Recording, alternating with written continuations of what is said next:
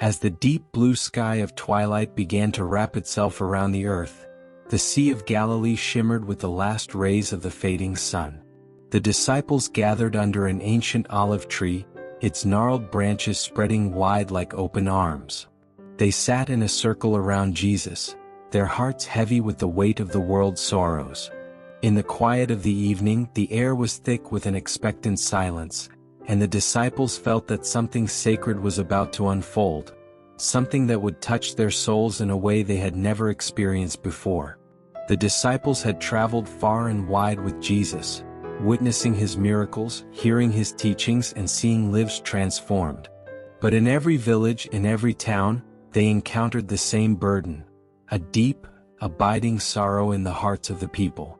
They had seen faces lined with grief, eyes dull with hopelessness, and spirits crushed under the weight of life's hardships. The disciples, though empowered by their faith, could not help but feel the heaviness of the suffering they witnessed. They longed to ease the pain of those they met, but they often found themselves wondering if their words were enough. It was Peter, as always, who spoke first.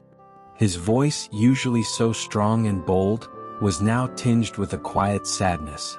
"Master," he began, looking up at Jesus with eyes full of concern, "we meet so many who are burdened by sorrow. We offer them words of comfort, but their pain remains. Is there something more we can do to lift their burdens? Is there a way to bring peace to their troubled hearts?" The other disciples nodded in agreement, their own hearts heavy with the same question.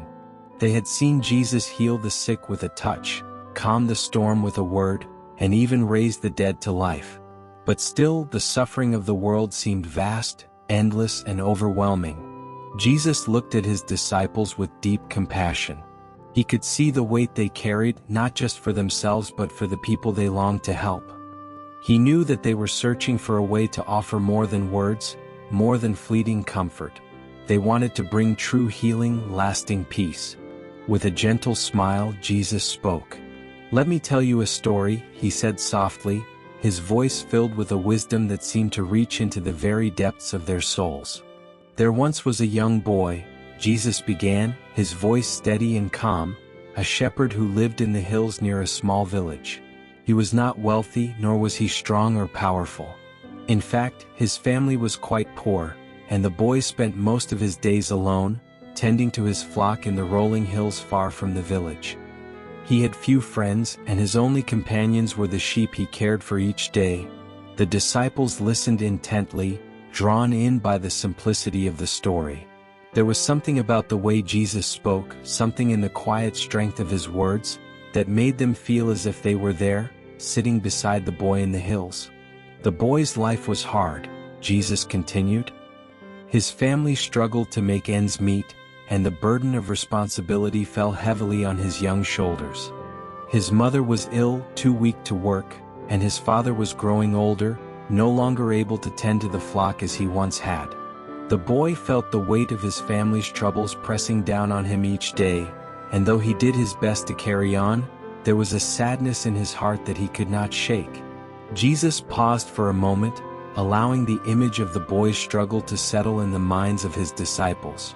They could feel the boy's loneliness, his isolation, his sense of helplessness. They understood that kind of sorrow all too well. "Each morning," Jesus said, "the boy would rise before the sun and lead his flock to the hills. There, he would spend the day in the quiet of the countryside, watching over the sheep as they grazed. The hills were beautiful, but the boy hardly noticed. His heart was too heavy with worry. He feared for his mother's health, for his family's future, and for his own uncertain place in the world. But one day, as the boy sat beneath the shade of a great oak tree, something unexpected happened. He noticed something lying in the grass, a small wooden flute, old and worn, as if it had been forgotten for many years. The boy picked it up, turning it over in his hands. He had never played an instrument before, but something about the flute called to him, as if it had been waiting there just for him. The disciples could see the boy in their minds, sitting beneath the tree, the wooden flute in his hands, his heart heavy with sorrow but filled with a quiet curiosity.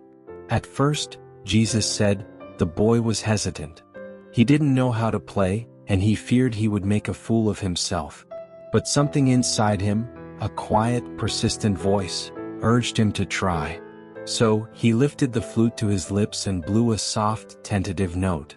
The sound that emerged was faint, unsteady, but it carried with it a sweetness, a gentleness that surprised him. Encouraged, the boy played another note, then another. The melody was simple, unpolished, but as he played, something incredible happened. The music seemed to flow not just from the flute, but from the boy's own heart. Each note carried with it the weight of his sadness, his fears, his longings, and as the music filled the air, the boy felt something shift inside him. The heaviness that had pressed down on him for so long began to lift, little by little, with each note he played. The disciples were captivated, their hearts moved by the beauty of the story. They could almost hear the soft, sweet notes of the flute drifting through the hills, carried on the breeze like a prayer.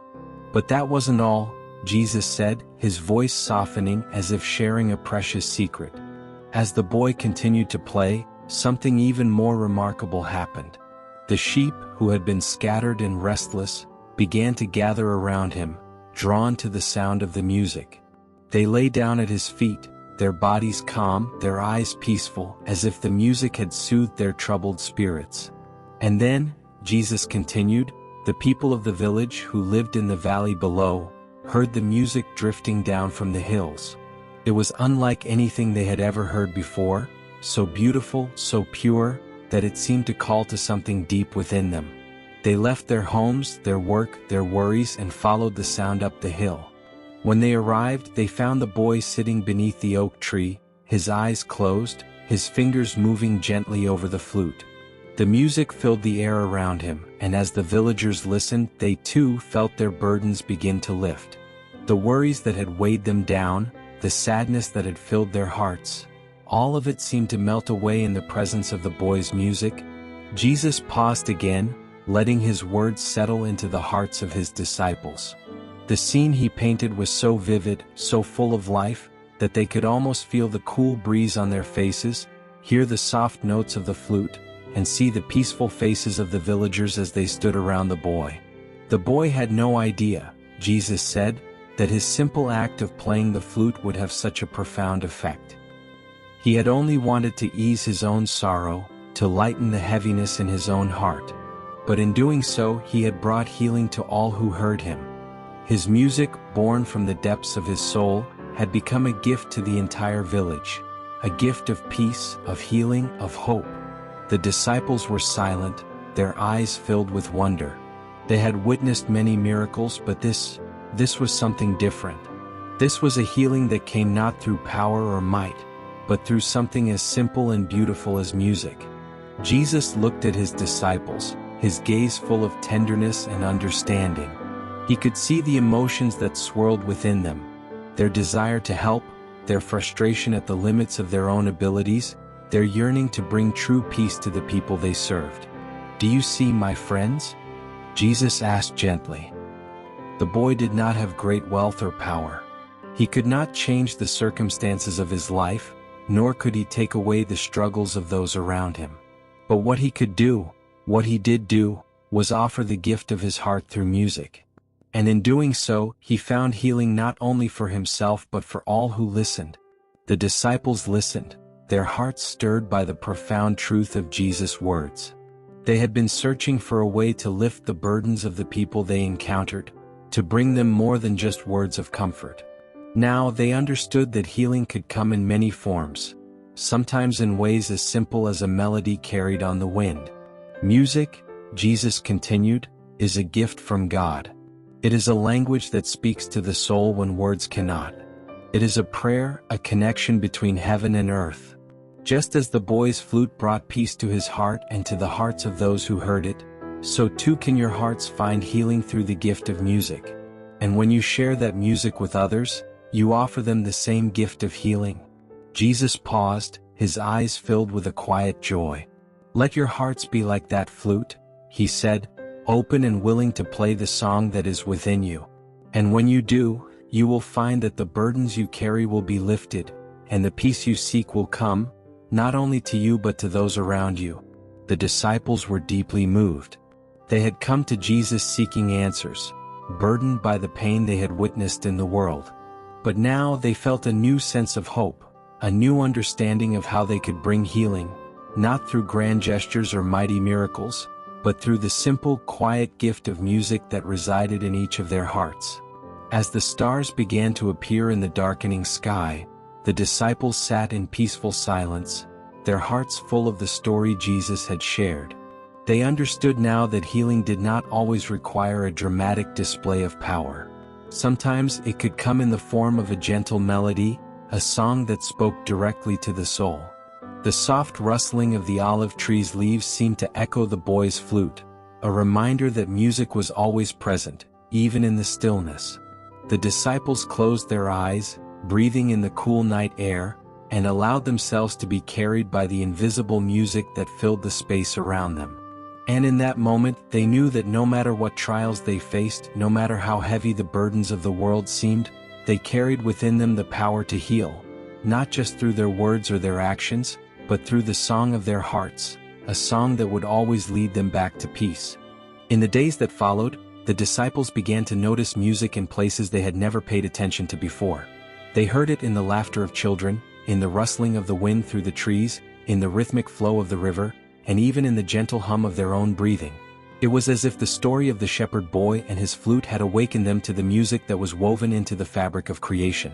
They began to hum softly as they walked from town to town, the melodies of their hearts rising like prayers. And as they shared their music with the people they met, they saw the same healing take place. Faces softened, eyes brightened, and hearts that had been heavy with sorrow began to lighten. The disciples had found a new way to bring peace to the world, not just through the power of Jesus' words but through the power of music. And they knew, deep in their souls, that the song of healing would continue to play, long after the last note had been sung. And so, with hearts full of hope and a song on their lips, the disciples carried the gift of healing through music to all who would listen. This is end of the story. Comment Amen if you believe in Jesus' blessings. Please like this video and subscribe this channel for more Jesus story like this. May the God watch over you.